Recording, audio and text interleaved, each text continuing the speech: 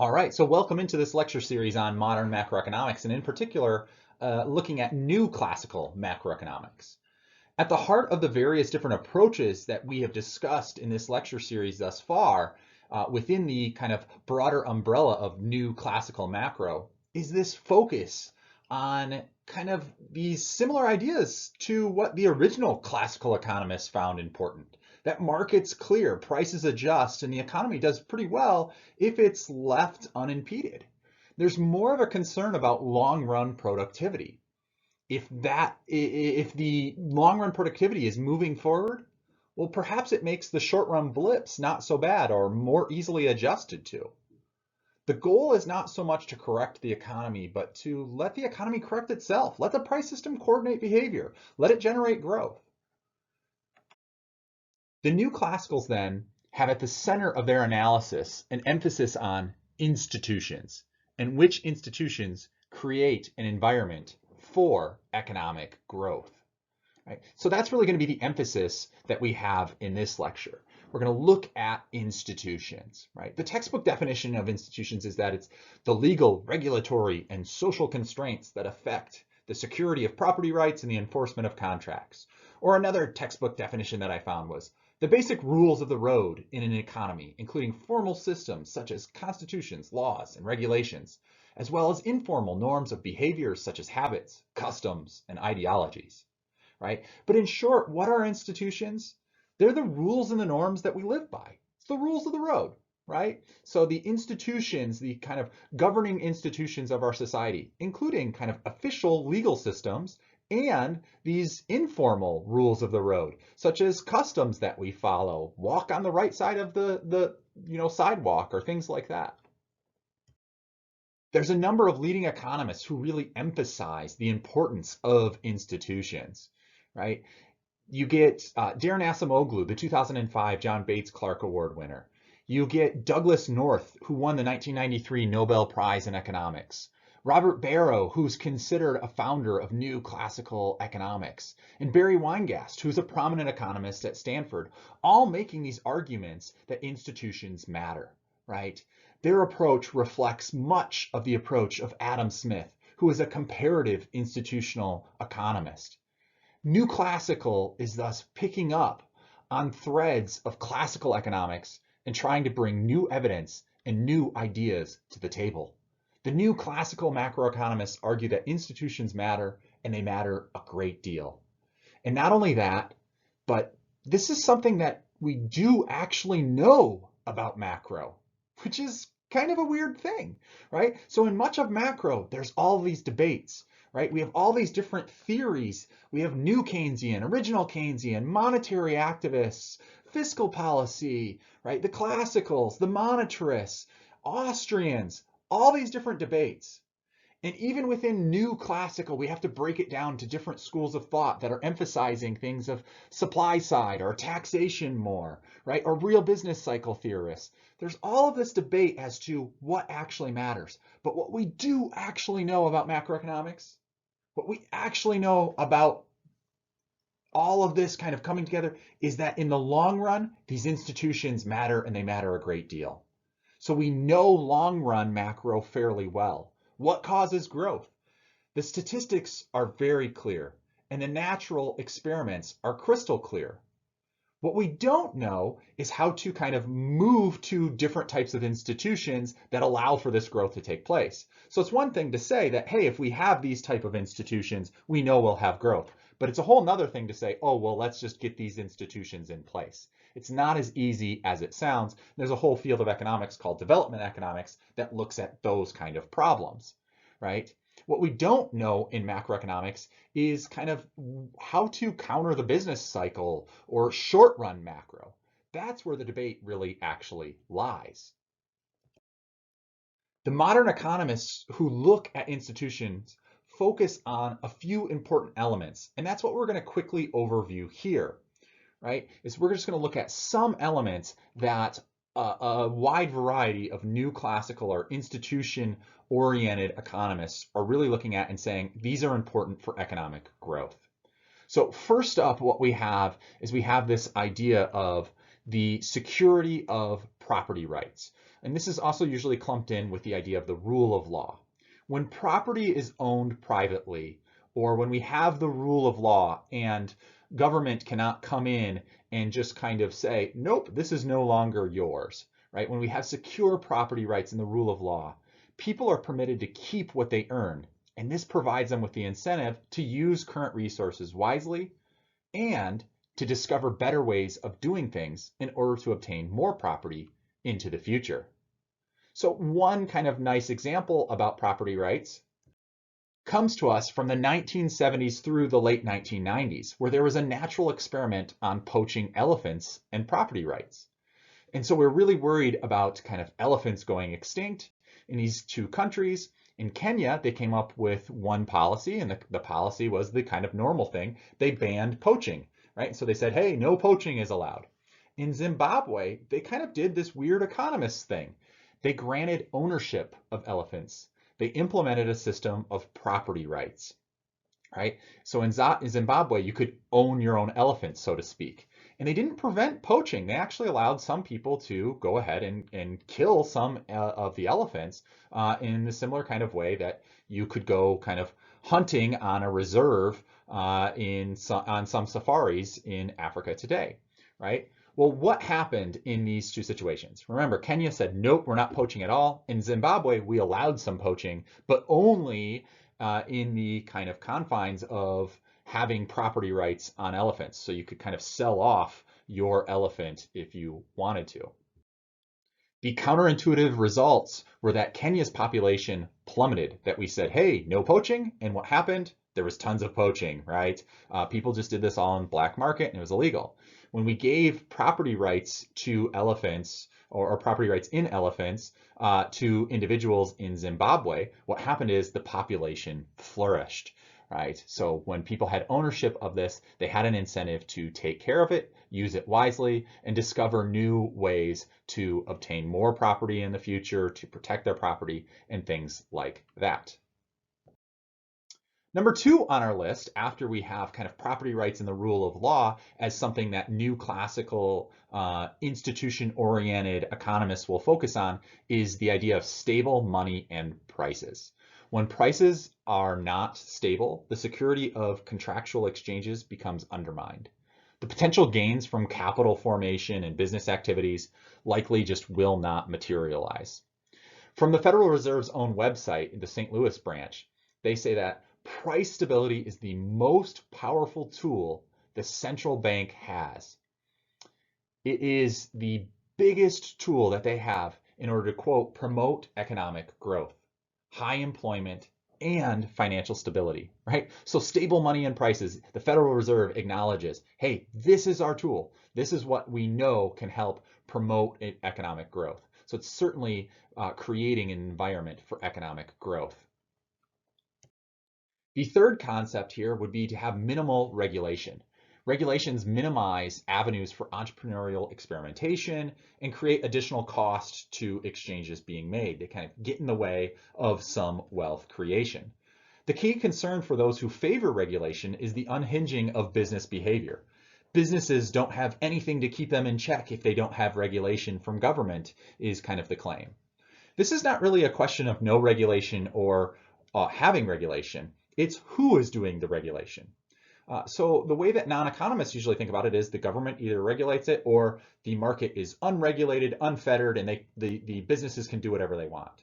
Well, the way an economist would view this, one who focuses on institutions and says, hey, we should have minimal regulation if we want to create an environment for economic growth, is that consumers actually regulate what businesses can get away with in the marketplace. Right? Most non-economists do not consider these competitive forces that consumers put on businesses, right? That consumers, if they don't like what you're doing, if they don't like the practices that you're doing, you have a reputation as a business, and man, that reputation can be shattered very, very quickly. So in a way, consumers' purchasing decisions regulate what businesses actually do. Government regulations can theoretically help an economy, and sometimes they might be the right call, but a practical application of government regulation often hinders economic competition, right? So we want to keep government regulations somewhat minimal. Another economic argument for considering regulation comes from the world of public choice economics. When governments become heavily involved in imposing regulations, it's often ends up being the case that imposing these regulations will favor some and hinder others, right? And so, for example, if you had some really big healthcare policy that is really convoluted and there's lots of details and regulations as to what you have to do as a business for your employees, well, this is going to really benefit big businesses that can hire lawyers and teams to deal with this specific thing. How do we, have health insurance or whatever, deal with these health regulations for our employees? Whereas small businesses, they're not going to be able to afford a lawyer or a group of individuals just to deal with this one element of their business, right? And so when we have policies that are from above, that's going to favor some and hinder others. And this encourages more time spent rent seeking. Rent seeking is unproductive waste for our economy. It's not creating new wealth, it's just redistributing wealth to those who are politically well connected. Our fourth topic here is going to be low marginal tax rates. High tax rates make it less attractive for people to work. People who are not permitted to keep what they earn tend to not do very much, right? There's a saying in economics that incentives matter. Well, this is the basic idea here, right? We're going to lack motivation if we have higher tax rates. The basic idea is that when we tax more, sure, we have government spending, so you can think of, the resources still as being spent, but we have to remember a couple of things. So you might think in a y equals c plus I plus g world that, oh, well, when we have more taxes, we just have less c, less consumer spending, but more g, more government spending, right? We tax in order to government spend, right? But you have to remember two things. First, what we're showing here is that fewer resources will get created if we have higher tax rates, right? When there's a lack of motivation, people will not create as many resources. They won't create as much value for others, right? So these high tax rates will reduce our production. And then second, the government cannot know. It is too incredibly complex to know. And they do not have the incentives to do so wisely, to use the resources as wisely as private individuals would. We can think about this with a famous analogy that Milton Friedman put forward. Milton Friedman talked about the 4 ways to spend money, right? We can spend money that is my money, right? We can have the spending done by me, and then we can have the spending done by others. That's, kind of half of these 4 cells that we're going to look at here. Then we can think about who we're spending the money on. We can spend the money for me, right? Or we can spend the money for others, on other people, right? And so the first thing that we have here is Milton Friedman would say, if I spend my money, if the spending is done by me and it's for me, that's a normal market transaction here. I am going to care about both the cost and the benefits, and I'm going to be careful with both of those. So for me, for example, when I am spending my own money, I care about the costs and the benefits, but I'm a pretty cheap guy. So when I go and get a hotel room for the night, if it's just me, I stay at a really cheap place, right? I'm like, hey, it doesn't really, the benefit would be nice if it was nicer or whatever, that's great, but I'm cheap, and so I don't spend that much money. Well, we can think about a kind of contrast to this. When I am spending other people's money on myself, right? If the spending is done by other people, but it's for us, what do we care about then? We care more about the benefits, and we don't care quite as much about the costs, right? It's other people's money, right? So this would be the second way to spend money, spend other people's money on me, right?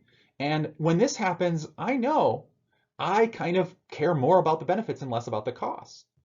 I've been in some situations where other people have paid for me to stay at a hotel. And what do? Well, I stay at nice hotels. I care about the benefit, right? It's not that I don't like nice hotels. It's just that I'm cheap and I don't want to spend my money in that way. right? And so if I'm spending somebody else's money, I might care a lot more about the benefit and not so much about the cost, right? And you might just think, oh, well, Dr. Clark, you're just kind of a jerk here, but this is human nature and this happens in numerous different ways. You just have to kind of see yourself within these different ways to spend money. And then the third way to spend money is that you could spend your money, right? The spending could be done by you on others, right? Here we care about the cost, but not so much as the benefit, right? So we're very kind of concerned with, well, how much did that cost, right? And so here I kind of think of this as when you buy Christmas presents, right? You always are concerned with what the cost is, but often you kind of say, well, is this a great Christmas present for the other person? It's good enough. It looks like I tried. Let's go, on to the next present that I'm going to buy for somebody. We care about the costs, but not the benefits so much when you take your money and spend it on other people, right? And then the fourth way to spend money is already shown here. It's spending other people's money on other people. It's the fourth part of our quadrant, and nothing shows up there because in essence, you care about neither the cost nor the benefit as much as you would when you're spending your money on yourself, right? So this is just an empty cell. We don't care as much about either with this fourth way to spend money. Friedman argues that this fourth cell, spending other people's money on other people, is the realm of taxation. And so we're going to lose some of the efficiency when we're having taxation and government spending. We're just not going to be as frugal with it, right? Low marginal tax rates keep the motivation to produce, and they often allow people with the proper incentives to be the decision makers so that our resources actually create the most benefit possible. We use them wisely. The private sector, low marginal tax rates will push towards that private sector and we'll get more spending of my money on me. And if we have high marginal tax rates in government spending, we're going to get more of that fourth cell where we're taking other people's money and spending it on other people. Our fifth topic here is going to be competitive markets. So what kind of institutions create an environment for economic growth? The fifth topic is we need to have competitive markets. Competition disciplines both buyers and sellers.